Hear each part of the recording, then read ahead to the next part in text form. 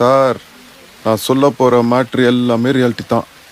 வெட்டினவன் சேர்த்தவன் இடம் பேர் ஊர் டைம் எல்லாமே ரியாலிட்டி தான். ஆனால் நீங்கள் அப்படிலாம் காட்டுறதீங்க.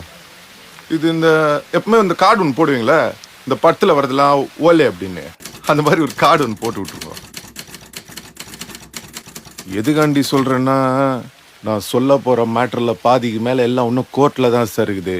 நான் பாட்டுக்கு விளையாட்டா உண்மையை சொல்ல போய் நீங்கள் பாட்டுக்கு அது சீரியஸாக படமாக எடுத்து விட்டீங்கன்னு வைங்க. ஓஹோ சிக்கா இந்த மேட்ருக்காண்டி வெளில வந்துச்சுன்னு வைங்க, நம்மள மாதிரி இன்னசென்ஸ் ஆனவங்க மட்டும் இல்லை சார், பெரிய பெரிய போலீஸ் ஆஃபீஸருங்க, அரசியல்வாதிங்க, வக்கீலுங்க, ஏன் சில ஜட்ஜுங்க வரைக்கும் உள்ள போகிற மாதிரி ஆகிடும்.